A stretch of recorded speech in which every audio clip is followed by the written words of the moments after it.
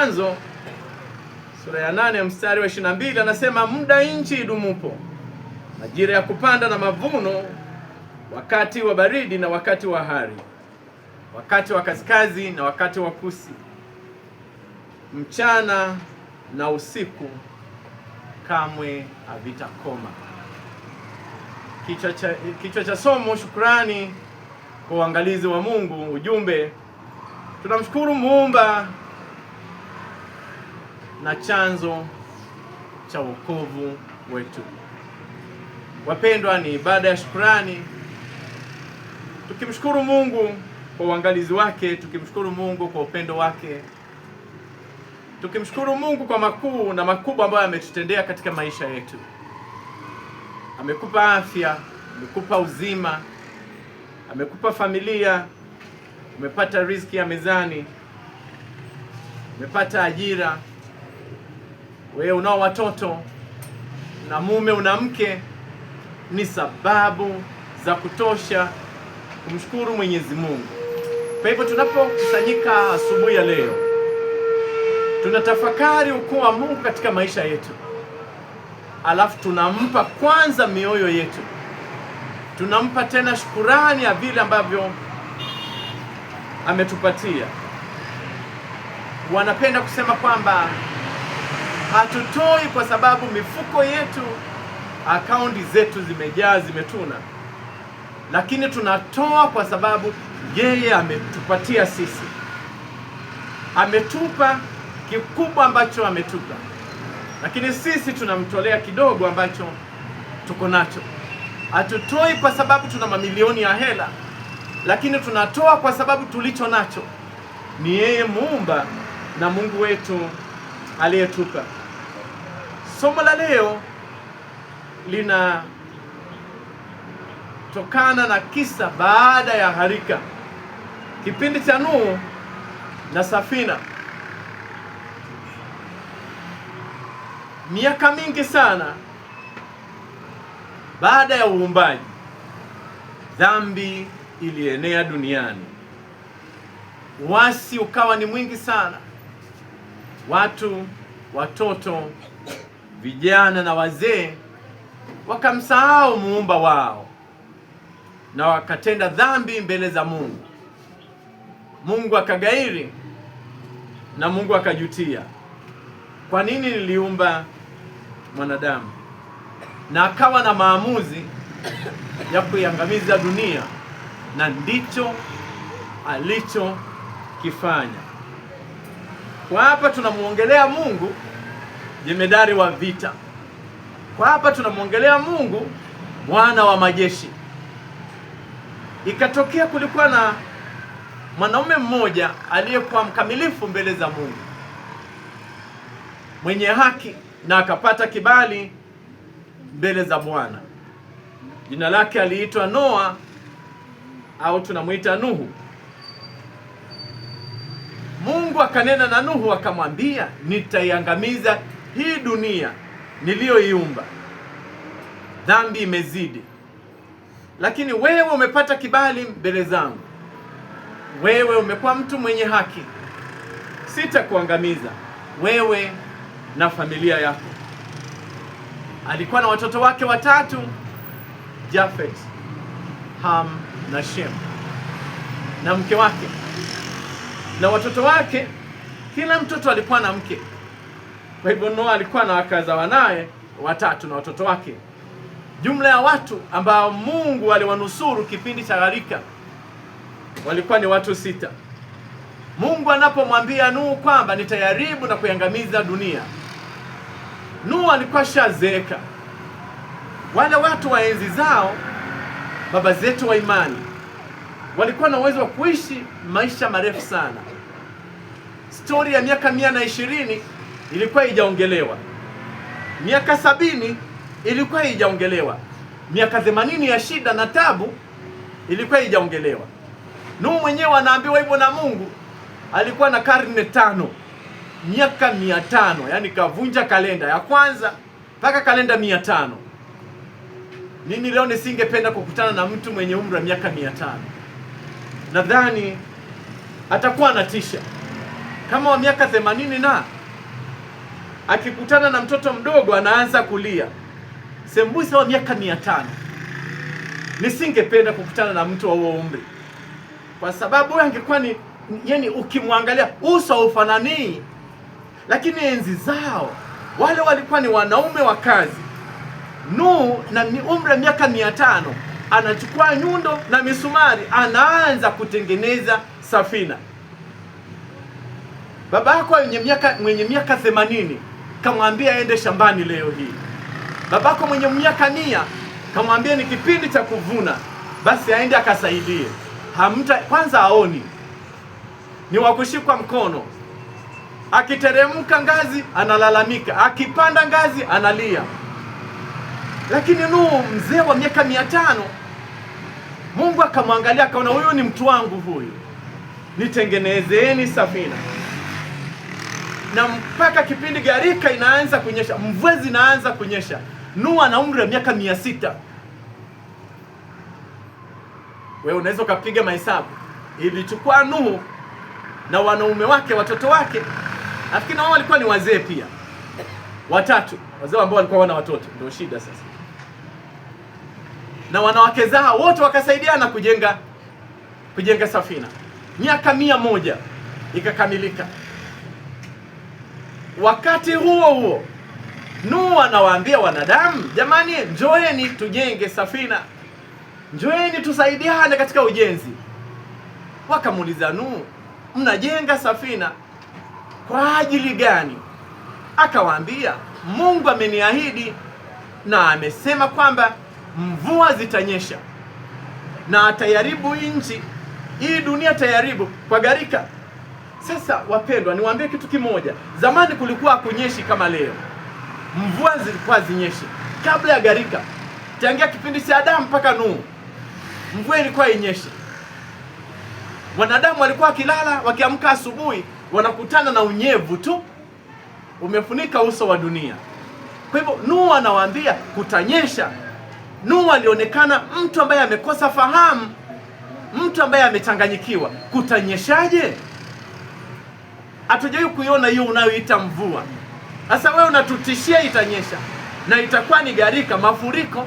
Mvua yenyewe hatujawahi kuiona. Nuhu hakukata tamaa. Fedheha ikatembea, wakambeza, wakamuona mwanaume aliyechanganyikiwa, lakini akahubiri kuhusu gharika kipindi cha miaka 100. Hakuna hata mtu mmoja aliyemwamini Nuhu na akaamini kwamba kutanyesha, mpaka ile siku kuliponyesha. Wakapigwa na mshangao, kitu gani kinachoendelea? Mvua inanyesha. Biblia inasema kwamba Mungu alifungua mifereji ya mbingu na ya ardhi. Kwa hivyo mvua zinatoka chini na zingine zinatoka juu, zinakutana. Wanaume wanasema, kitu gani hiki kinachoendelea? Huenda labda Nuhu alikuwa sahihi, hii ndio inayoitwa mvua. Lakini wanashtukia mvua tayari inanyesha. Wakamfuata Nuhu kwenye safina ya kwake, wakamgongea, wakamwambia, Nuhu, kumbe ulichokuwa unakisema ni sahihi, kungenyesha hivi, tunaomba basi tufungulie tuingie. Sasa sio kuamini, tunaiona mvua, tufungulie malango au hata dirisha tupite tu. Nuhu alikuwa na jibu sahihi. Akawaambia, safina nimejenga mimi, nikarudishia milango vizuri sana. Mungu kaweka komeo na kofuli na akaondoka na funguo zake. Sina namna ya kuwafungulia nyie. Wakaona okay, sawa Nuhu, ngoja tukae juu ya ngalawa, juu ya ile safina. Wakapanda juu ya safina, maji yakafurika, mawimbi yanapiga safina kwenye ubavu juu na chini. Aliyekaa huko juu anamwagwa chini. Wakaona hapa hatuna msaada. Tafuta milima, miti mirefu, wakapanda huko, wakajishikilia. Kipindi hicho hakuna cha baba na mtoto, ni mtu na nafsi yake. Mtoto umezombwa na maji, utajua mwenyewe. Waliofanikiwa kukaa juu ya miamba mikubwa, na wao wakakutana na hasira ya Mungu, na dunia ikapitiwa na ghadhabu ya Mungu. Hakuna mwanadamu aliyepona isipokuwa watu 8, wanadamu 8, Nuhu na mke wake 2, watoto wake 3 wa kiume na wake zao 3, watu 6. Mungu aliwafunga uzao. Hakuna aliyezaa kipindi hicho. Wanapojenga safina hamna aliyezaa. Hakutaka nyongeza tena. Mungu aliwataka wawe 8 ili waanze generation nyingine ya baadaye ambao watamfahamu Mungu ni nani. Kipindi cha gharika kikaisha. Baada ya siku kama 27 mvua ilipokata, kukakauka huko nje, na Nuhu alipotoka. Kabla ya kutoka, nafikiria waliosoma historia ya safina ni kwamba alimtuma kunguru kwanza, akaleta kunguru, akakuta chakula, kapiga msosi, karudi kwa kuchelewa, najifutafuta.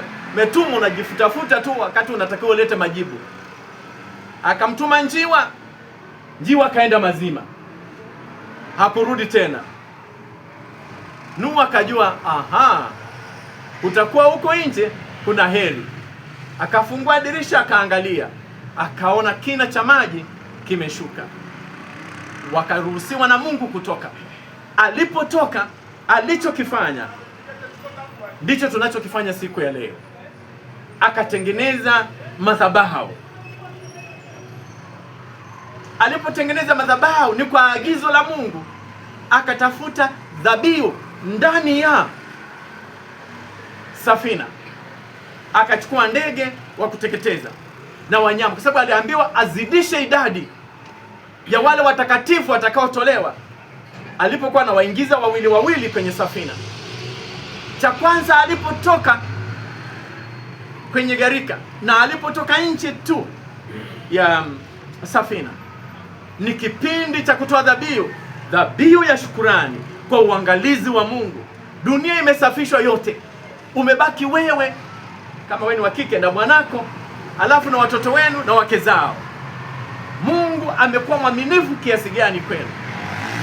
Akatengeneza madhabahu, na kwenye ile madhabahu akatafuta dhabihu, kaiweka juu yake na kaiteketeza.